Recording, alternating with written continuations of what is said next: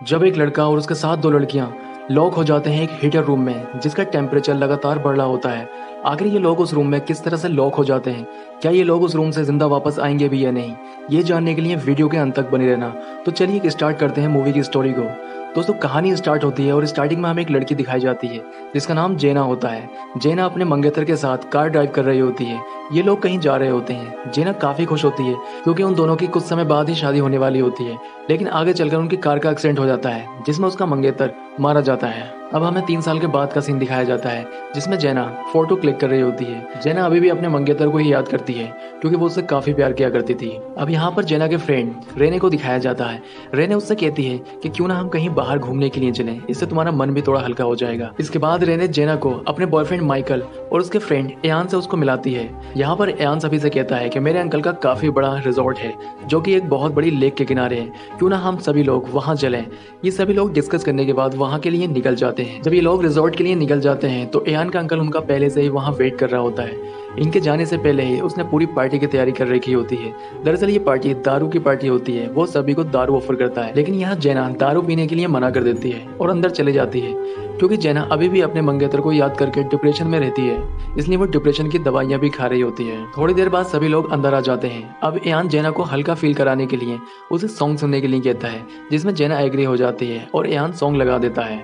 इसके बाद रात को सभी लोग साथ में बैठकर डिनर करते हैं। डिनर के बाद जेना बाहर चले जाती है और एयान के अंकल के कुत्ते के साथ खेलने लगती है। तब वो देखती है रेने का बॉयफ्रेंड माइकल काफी ज्यादा ड्रग्स ले रहा होता है। जब जेना ये बात रेने को बताती है तो रेने इस बात को लाइटली लेती है। इसके बाद वहाँ एयान का अंकल आ जाता है। वो उनसे कहता है कि रात को एक पार्टी है जिसमें सभी का इन्विटेशन है। मैं उस पार्टी में नहीं जा पाऊंगा क्योंकि उस पार्टी में मुझे डेकोरेशन का काम मिला है, मुझे काफी ज्यादा काम है, इसलिए तुम लोग चले जाना। ये लोग पार्टी में जाने से पहले हीटर रूम के अंदर जाने की बात करते हैं। दरअसल हीटर रूम एक ऐसा रूम होता है जिसका टेम्परेचर अपनी मर्जी से बढ़ाया या घटाया जा सकता है, जिसमें टेम्परेचर इतना हाई हो जाता है कि बॉडी पूरी गर्म हो जाती है। ये सभी लोग अपने अपने कपड़े उतार कर उस रूम के अंदर चले जाते हैं, लेकिन जेना को अभी इस रूम में जाते हुए कुछ अच्छा नहीं लग रहा था। और दूसरी चीज, वो अपने मंगेतर को भी नहीं भूल पा रही थी। इसकी वजह से वो वहाँ खुलकर एंजॉय नहीं कर पा रही थी। थोड़ी देर बाद जेना भी वहाँ आ जाती है, लेकिन उसकी रूम के अंदर जाने की हिम्मत नहीं होती है। तभी एयान वहाँ आ जाता है और उसे अंदर आने के लिए कहता है। तब जेना पानी की कुछ बोतल लेकर उस रूम के अंदर चली जाती है। अब ये लोग उस रूम के अंदर काफी ज्यादा एंजॉय कर रहे होते हैं। जब इनकी बॉडी काफी गर्म हो जाती है तो ये लोग फैसला करते हैं कि क्यों ना लेक के अंदर जाकर नहाया जाए और वापस फिर से इसी रूम के अंदर आया जाए। ये लोग वहां से निकलकर लेक में नहाने के लिए चले जाते हैं। नहाने के बाद ये लोग फिर से उसी रूम में आ जाते हैं। यहाँ पर रेने और जेना रूम के अंदर चले जाती है, लेकिन माइकल और एयान काफी ज्यादा ड्रिंक कर लेते हैं। ड्रिंक करने के बाद ये रूम में आ जाते हैं और फिर से बॉडी गर्म होने के बाद नहाने के लिए चले जाते हैं। इस बार जब ये नहाकर आते हैं तो जेना तो रूम के अंदर चली जाती है, लेकिन माइकल अपनी गर्लफ्रेंड रेने को रोक लेता है। वो उससे कहता है कि क्यों ना हम अकेले रूम में ऊपर जाकर मस्ती करें। यहाँ पर रेने उसको मना कर देती है और उससे कहती है कि तुमने काफी ज्यादा ड्रिंक कर ली है, इसलिए तुम्हारा दिमाग खराब हो गया है। ये बात कहकर वो रूम के अंदर चली जाती है। अब क्योंकि माइकल रूम के अंदर नहीं आया था, ये तीनों लोग ही रूम के अंदर मौजूद होते हैं। थोड़ी देर बाद एक आहट सुनाई देती है। यहाँ माइकल से अनजाने में एक ऐसी गलती हो जाती है जिसकी सजा अब ये तीनों भुगतने वाले होते हैं। जब ये लोग दरवाजे पर जाकर चेक करते हैं तो दरवाजा नहीं खुलता है। काफी कोशिश करने के बाद भी दरवाजा ये नहीं खोल पाते हैं। यहाँ रेने को लगता है कि माइकल शायद दरवाजा बंद करके बाहर से चला गया है। ये लोग माइकल को काफी ज्यादा आवाज लगाते हैं, लेकिन इनकी आवाज कोई नहीं सुनता है। अब क्योंकि कमरे का टेम्परेचर लगातार बढ़ रहा होता है, क्योंकि कमरे के अंदर स्टोन हीटर लगे होते हैं। दरअसल पाइपों द्वारा हीट अंदर आती है जो कि स्टोन को गर्म करती है। अब रेने दीवार पर एक डिवाइस को देखती है। दरअसल ये डिवाइस हीट कंट्रोल डिवाइस होती है।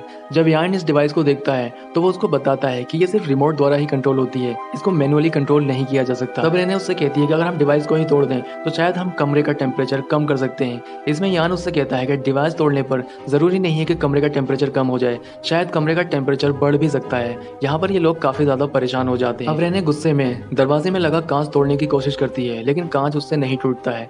यहाँ पर यान के दिमाग में एक आइडिया आता है। वो स्टोन हीटर में से एक स्टोन निकालने की कोशिश करता है। अब यान स्टोन हीटर में से एक स्टोन का टुकड़ा निकालने में कामयाब होता है। क्योंकि वो टुकड़ा काफी गर्म होता है, इसलिए वो उसको पानी में ठंडा करता है। पत्थर का टुकड़ा लेने के बाद यान दरवाजे में लगा कांच तोड़ने की कोशिश करता है, लेकिन कांच काफी ज्यादा मजबूत होने की वजह से उससे नहीं टूटता है। लेकिन यान कोशिश करते रहता है और वो कांच का टुकड़े को तोड़ देता है। क्योंकि कमरे का टेम्परेचर ज्यादा होने की वजह से ये लोग ठीक से सांस भी नहीं ले पा रहे थे, इसलिए कांच टूटने के बाद ये लोग आराम से सांस ले लेते हैं। इसके बाद ये माइकल को आवाज लगाते हैं, लेकिन वहाँ पर कोई नहीं होता है क्योंकि माइकल ऑलरेडी पार्टी में जा चुका होता है। वहाँ पर उनकी आवाज कोई नहीं सुनता है। लेकिन इनको यहाँ पर दरवाजा बंद होने की वजह पता चल जाती है। बाहर देखने पे पता चलता है कि एक लैडर जो कि दरवाजे से अटक गई है, जिसकी वजह से दरवाज़ा नहीं खुल रहा होता है। अब ये लोग काफ़ी ज़्यादा परेशान हो जाते हैं और दरवाज़ा खोलने के बारे में ही सोच रहे होते हैं। यहाँ रेने यान से कहती है कि क्यों ना इस स्टोन हीटर को तोड़ दिया जाए, जिससे हीट आनी बंद हो जाए और कमरा थोड़ा ठंडा हो जाए।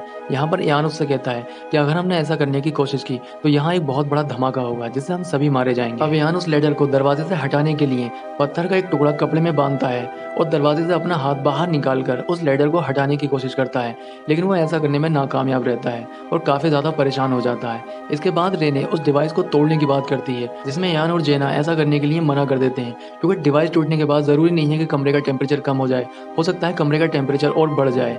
अब यान के दिमाग में एक आइडिया आता है। वो कहता है कि कमरे में लगे इस बल्ब की जगह अगर शॉर्ट सर्किट कर दिया जाए तो इस कमरे में इलेक्ट्रिसिटी आनी बंद हो जाएगी, जिससे हीट भी होनी बंद हो सकती है। अब यान बल्ब उतारकर शॉर्ट सर्किट करने की कोशिश करता है, लेकिन यान यहाँ पूरा भीगा हुआ होता है, जिसकी वजह से उसको करंट लग जाता है और वो नीचे गिरकर बेहोश हो जाता है। थोड़ी देर बाद यान को होश आ जाता है। अब ये तीनों लोग बैठकर बातें कर रहे होते हैं। तभी इन्हें यान के अंकल के कुत्ते की आवाज़ सुनाई देती है। जब ये लोग दरवाजे पर आकर उसको आवाज़ लगाते हैं तो वो इनकी आवाज़ सुन लेता है और ज़ोर ज़ोर से भौंकने लगता है। कुत्ते को भौंकता हुआ देखकर माइकल भी वहां आ जाता है, क्योंकि माइकल पार्टी में गया हुआ होता है, लेकिन उसके पास इनविटेशन ना होने की वजह से उसे पार्टी से निकाल देते हैं और वो यहाँ पर आ जाता है। अब इससे पहले माइकल उनकी आवाज़ सुन पाता, जो पार्टी चल रही होती है वहाँ पर पटाखे फूटने की आवाज़ आने लग जाती है, जिससे उन लोगों की आवाज़ माइकल तक नहीं पहुँच पाती है और माइकल वहाँ से चला जाता है। अब ये लोग काफ़ी देर से आवाज़ लगा रहे होते हैं, इसलिए थक जाते हैं और थककर परेशान हो जाते हैं। इधर कमरे का टेम्परेचर लगातार बढ़ रहा था। अगर ये लोग कमरे से जल्द बाहर नहीं आते हैं तो कमरे की गर्मी के कारण ये खुद ब खुद वहाँ मर जाएंगे। इसलिए यान अब कमरे में लगे स्टोन हीटर को तोड़ने का फैसला करता है। यान जब स्टोन हीटर को तोड़ता है तो वहाँ बहुत बड़ा धमाका होता है, जिसकी वजह से यान की मौत हो जाती है। दूसरी ओर धमाके के कारण रेने और जेना भी बेहोश हो जाती हैं। धमाके के बाद यान का अंकल भी वहाँ पहुंच जाता है। जब वो देखता है कि दरवाजा लेडर से लॉक हो रखा है और सभी लोग अंदर हैं तो वो घबरा जाता है। इसके बाद उन सभी को वहाँ से रेस्क्यू किया जाता है। सभी को जब बाहर निकाला जाता है तो पता चलता है कि यान की मौत हो गई है। ये सब कुछ देखकर माइकल काफी ज्यादा परेशान हो जाता है और फ्लैशबैक की बातों को सोचने लगता है। फ्लैशबैक में हमें दिखाया जाता है माइकल काफी ड्रिंक किए हुए होता है और वो काफी गुस्से में भी होता है, क्योंकि उसकी गर्लफ्रेंड ने उसके साथ रूम में जाने से मना कर दिया होता है, इसलिए वो काफी गुस्से में होता है। काफी ज्यादा ड्रिंक करने के बाद उसको कोई होश नहीं होता है। उसकी एक गलती की वजह से लेडर दरवाजे से टकरा जाती है और दरवाजे को ब्लॉक कर देती है, लेकिन वो दरवाजे से लेडर हटाए बिना ही वहां से चला जाता है और रूम में मौजूद सभी लोग ब्लॉक हो जाते हैं। यही बात सोच सोचकर माइकल काफी परेशान होता है। वो अपनी गलती का एहसास भी करता है, लेकिन उसकी इस गलती की वजह से उसका दोस्त यान इस दुनिया को छोड़कर जा चुका था। यहाँ वो यही बात सोचता है कि काश अगर वो होश में होता तो उससे ऐसी गलती ना होती और उसका दोस्त आज यान उसके साथ होता। यहाँ पर मूवी का एंड हो जाता है। दोस्तों, आपको मूवी कैसी लगी कमेंट करके बताएं और हमारे वीडियो को लाइक जरूर करें। दोस्तों, चैनल पर अगर नए हैं तो चैनल को सब्सक्राइब तो जरूर ही कर लें। तो मैं आपसे मिलता हूँ इसी तरह के किसी नेक्स्ट वीडियो में।